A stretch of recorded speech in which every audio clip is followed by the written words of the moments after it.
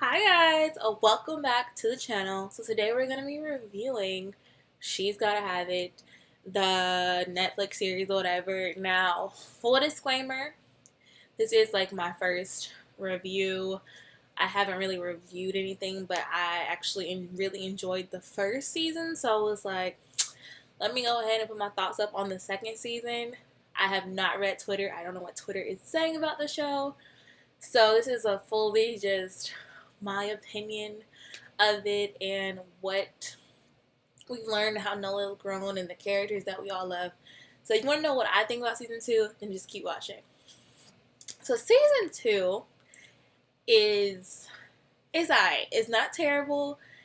I definitely don't think it was as good as the first season. I think there was some attempts made that didn't quite connect. Don't mind my little wig head back there. Don't worry about it. And it's alright. I think I support it still. I'll still watch season 3. I'm kind of invested now. So, we'll see where it goes, but it's not terrible. So what is it about season 2 that makes it really season 2, I guess? Well, we'll start with NOLA. NOLA, I'm here for her progression. I'm here for where she went throughout the season. I'm here for the changes she made. I do not think her and Opal should have ever been together. They had the weirdest relationship to me.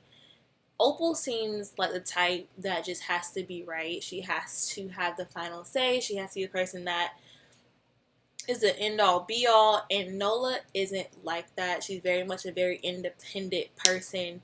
She knows who she is sometimes. And she may not always have a clear direction of where she's trying to go, but she knows what's not her.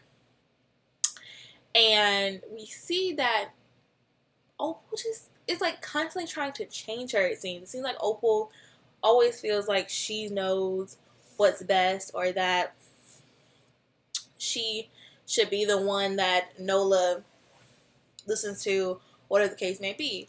So I don't think they should have ever been together. I'm very happy that the relationship ended. I will say the way it ended was really shocking to me, because it wasn't shocking. It was very unproblematic. Like, it was like, okay, whatever. Like, I saw that coming. I did not see them together. I saw them not working out. And so the fact that they broke up over NOLA being too, the best way I could put it is like free-spirited, was like, that's it. Like, there was nothing major that happened or anything. So yeah, they break up, and I think that really pushed NOLA to hone in on who she was and what she wanted out of life. I think that gave her some kind of control back over her life that she previously did not have with Opal in it. I think she realized that, look, I'm a grown-ass woman. I have to make decisions, and I have to be responsible for those decisions wholeheartedly. And I can't rely on Opal to take care of me. I can't rely on having this person who is just always going to be there. I have to know who I am and take care of business for myself. And we see that she even does the Earwaves campaign. And I will say that dynamic between NOLA and Jamletta, the black girl at Earwaves, that was very, when she was like, oh, I have total control of the campaign. I was like, do you though? Like, being that I did work in advertising, I know that a lot of times it seems like you may have this role, you may have this much say, but a lot of times you just don't. And especially if you're trying to like hone in on like a black artist or a black person, they tend to make you that forefront of that like black person or whatever. So they feel like, oh, well, it's another black girl, it's another black guy working the campaign. Like, of course they have my back. But really behind the scenes, they don't have the power they really think they have, because they just don't. And when that finally came to the light, I was like, that's not surprising. I do feel really bad for the girl, because she really did think she had the powers that she did not. And I know that feeling of feeling like you think you have this and you really don't. So we saw that with her, and we saw how they totally changed the girls' campaign. They really only wanted the idea of I am not da-da-da. They just kind of wanted her to sign off saying an idea, but they changed her total artwork and made it more mainstream and honestly, I could sell to maybe like the white audiences a little more. That was a little bit more less problematic for them, and they changed it in NOLA season. She's very upset, but I do think seeing how they changed her work and seeing how it changed and the effect that it had on her of being like, what the fuck, like, this was my work, it made her kind of push outside that comfort zone and break through that glass of, like, distraction she had been focused on. Now, what I don't, Olu, or whatever, he screams distraction for me. He screams that he's not really into NOLA like that. It seems like he likes her, like, okay, you're a cool person, but am I really gonna make the effort to put into this in the long run? He screams no for me, like he's not there for that. I think NOLA needs some real alone time. I think we've seen her jump from relationship to relationship throughout this series, and she's never really, like, been alone and found who NOLA is alone. You know, we see her go through these struggles in the last episode where all three men were, like, on the wall together. She's like, what is this? The reunion, da da da. And this is kind of like, you know, that was her past. And it's kind of to see that that's no longer in her present or in her future, but they're still there, kind of lingering behind, and the effects they had on her are still very much present. So there's that for her work. I will say NOLA's work did progress quite a lot. I think she found her voice. And like season 1, she found her voice. I think she really changed kind of where she was going with it, and the controversial art she had, and she knew it wasn't meant to be a piece that everyone would, like, love. Like, My Name Isn't. She knew it wasn't that. She knew it wasn't meant to be this uplifting thing. She knew it wasn't meant to be something that would be praised by everybody. She knew it would cause major controversy, and she was like, you know what, I own that and I accept that, but I'm still gonna put it out because this is where I am now. We could see even in her art show, her work did very much change from what she originally was. And it shows growth. And as she was having the conversation with Mecca, it's like she recognizes that I'm changing and I need my friends to support me. Which kind of leads me to, like, the fight she had with her best friend over we can't be in business and in friendship together because it's very awkward. I think the friend was going through some major things this season. She wasn't as, like, on top of the world as she was last season. She wasn't as, like, that steady, I got my shit together person, and that really messed with her. And it messed with her to the point. Where that she couldn't really be a friend anymore. She was in her own shit when she was gonna report NOLA's page for was that her boyfriend? I'm like, you're really gonna, like, backstab your best friend for your boyfriend because he doesn't like the negative press he's getting. Not that he's right or anything, not that anything he's saying is worth not getting the bad press for, but just because you are his community outreach person, this is your gathering, this is your job. And I completely get this is your job and you have to do your job, but you have to walk the line you toe. Is that the right saying? You have to know, like, this is my friend, and, like, I know this is my job, this is my friend, and is it directly conflicting with my job? Yes. Is there a way I can do my job and still be a good friend? Yes. And Mars really points that out to her. It's like, what are you doing? This is your best friend. And we see she's harboring some kind of resentment towards him for Mars sleeping with NOLA still last season. And she was pregnant. And he truly just never really understood why. But now he understands a little bit better. And we see that kind of happen with them. And what else happens? Then we go into, like, Jamie's character. Jamie is having that season of he's reaping what he sowed, and it's not very good for him. He's not handling it very well, and he feels very down, and, like, he lost a lot, and he's kind of just now coming to grips with the fact that he lost a lot. He lost his wife, he lost not really his kid, but he kind of lost that relationship for a little while. He had to move out, so he didn't see his kid as often, and we see that this really has an effect on the child, Virgil, and he just wants his dad back, and his mom is very upset. Cheryl's upset. She wants him out. She straight off the bat, she's like, look, we're getting divorced. The only discussion to be had here is, are we going to be amicable or not? Like, that's where we stand. This isn't, we're not fighting for this marriage. We're not making it work. None of that. The only thing that needs to be discussed at this point is whether we're going to get along or not. And for the sake of Virgil, I think it's best if we get along. And that was that. You know, Cheryl had her own thing going with Mr. White Boy, who, you know, Jamie later comes back to have set up to have a talking to with the dudes beat him up instead. And, you know, she's moving on. And we see him kind of go through the motions of, like, going through her things, following her around, wanting revenge, you know, just being very confused as to, like, how he got here, even though he knows how he got here. Cheryl, on the other hand, is still very upset. She's really upset at NOLA as well. She never really met NOLA, but she did see the picture that he bought of NOLA. And she confronts NOLA at school when she's picking up baby girl Skylar. And it just comes to a thing. And this just shows how much she's truly, like, really hurt by this. And even though NOLA, I'm going to say NOLA had no idea, like, what Cheryl looked like. But I find it very interesting that, like, she didn't know what his kid looked like.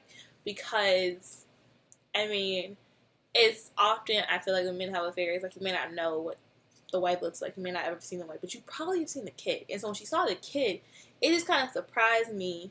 It didn't click for her, like, this kid looks familiar. But maybe she never saw a picture of him. Maybe they never got that deep and she never saw Virgil. But when that happened, I was like, you know who this is? Like, you know who this kid is? Like, what were y'all sharing? Like, nothing. But you knew of them, but you didn't know what they looked like. So she confronts Cheryl. Cheryl confronts NOLA, and they go into a little tiff about it. And she's like, look, you ruined my marriage. And NOLA, I think, does not really take responsibility for that until Skylar confronts her about it later on and asks her, like, did you know? I told Virgil you didn't know about him and his mom. And NOLA's very much, like, hesitant to admit that she did know. And that in the end, she still is the person Skylar loves and adores, but she has her faults, and Skylar is now coming to that agreement as well. Skylar is probably my favorite NOLA character on the show. I love it, like, the role she plays between her mom and NOLA is, like, she brings the life to her mom. Her mom is very much stuck up and very, like, that, like, I don't know, just very, like, this is the right way, that's the wrong way. There's one right way. I'm the head person. Like, the rules are very strict, and there's no room for creativity. And the little girl very much takes after NOLA in the sense of her, like, free artistic spirit. And that's probably why her and NOLA got along so well, because they understood each other. And she even says when NOLA was around, her mom was a lot easier to take in because they shared that common love of art. So we see that kind of happen for them. Mars, I love Mars's progression this season. Mars, we see him grow up. We see him really man up, and even though he still is very lighthearted, very funny, very much still Mars, he has the persona of someone who is realizing that I am a grown-ass man. I have to get my shit together at some point in life, and I have to do it now. And that really comes into perspective for him in Puerto Rico. And I will say that out of everyone in the show NOLA has been with, who I feel like she should be with, I would say it would be Mars, but I think Mars has a lot of baggage when it comes to he messed with her best friend. So if none of that existed, this was a perfect world, I would see her with Mars. Even Mars' mom points out that, like, they literally just go together. They are drawn to each other. They attract to each other. They are each other's person. And Mars is staying in Puerto Rico as they come back, and NOLA comes back to this Brooklyn, and she just, gets to creating things. But Mars kind of, talks to his sister and says, look, I talk with mom. I know I have to grow up. You don't have to worry about me anymore. And this is very different than the Mars we met the first episode where they get evicted. And he's like, look, I lost my job, but I love you. Like, he's like bouncing from house to house. Like, he really just kind of hones in on getting his shit together and being a man. And I love that about him. I still love his spirit through it all. He just seems to be really, like, happy-go-lucky and I'm here for this. Now, my confusion came in when, well, are they living in Puerto Rico or Brooklyn, Mars and his sister? Because they go to Puerto Rico to get their mom to sign the lease or whatever. Then we see him and his sister on the couch together, and he's like, we just dropped mom off at JFK or whatever. And then at the art show, he's like, no, it's like you flew in for this. So I'm like, is he in Puerto Rico? Is he in Brooklyn? Like, what? Is a sister living in the house in Brooklyn and he lives in Puerto Rico now? Like, where is his location? Like, where is he? So that's my only thing with Mars. I don't know where he's living. I don't really get if he's living in Puerto Rico in Brooklyn. If he's strictly in Puerto Rico and still lives in Brooklyn. They go back and forth. Like, I don't really get it. But that's the only thing with that. And then like some minor little characters were Mecca and Fat Joe. I like that she kind of reclaimed her life a little bit. She reclaimed post-dancer, post-bad butt injections.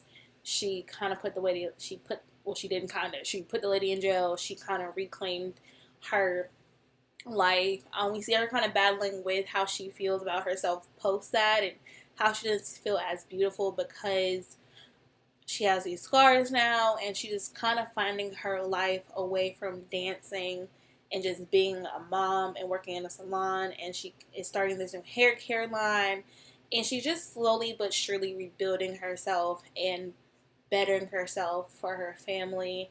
Then we have, I think, Marv's sister.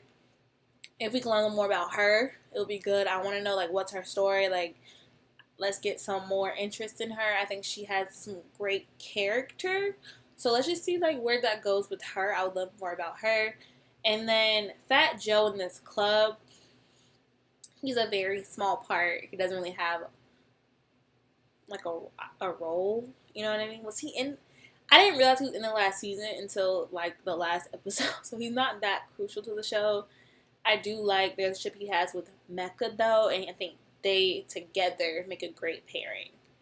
And then, I mean, that's about it. Her other guy, the light-skinned model one, his storyline, I don't understand why he's even in it. Like, he has nothing to offer the show. So, I don't know why he's in it. Other than that, like, the series just, I think it had some great, I think it had some great bones to work with. I think it wanted to be a lot more. I think it really wanted to kind of build on the momentum of the first season. Low-key kind of failed, but they didn't just flat out fail. You know what I mean? It was like a low-key fail. Like, I was with you. I rode with you a little bit. I listened. I was kind of here for it. I was here. I think it could have been a lot better. I think just the storylines didn't really go anywhere. Like, it just wasn't, I wasn't like, ooh, yes, next episode. Like, I really had to, like, push through the episodes to finish it. At one point, I even started breaking down. I was like, okay, I watch 2 episodes a day. And I used to force myself to watch 2 episodes a day to, like, get through. Because I was like, I have to finish it. As soon as I want to finish it. It has to get better. It has to get better. It just wasn't climactic. It wasn't a real journey. It was very stagnant and unexciting, and you just kind of like, I think the whole season could have been condensed to about 2 episodes, 2-3 episodes, you know what I mean? And then we could have moved on, but it just kind of dragged out. But it was not a bad show. I think if you watch season 1, I mean, you should watch season 2, support black business, support black movies and stuff, but it was alright. Like, it was okay. I'm watching season 3 still. You know, we're going to just hope for the best. Maybe, you know, we got some new writers that was trying to give it a new edge. Who knows? And before I forget, if you want to see more videos like this or more reviews, I'm actually thinking about doing the Game People Play review. You know, give my little 2 cents on that. But if you want to see more videos like this, be sure to give this video a big thumbs up. Be sure to like and subscribe. Hit that notification bell. And I will see you guys next time. Bye, guys.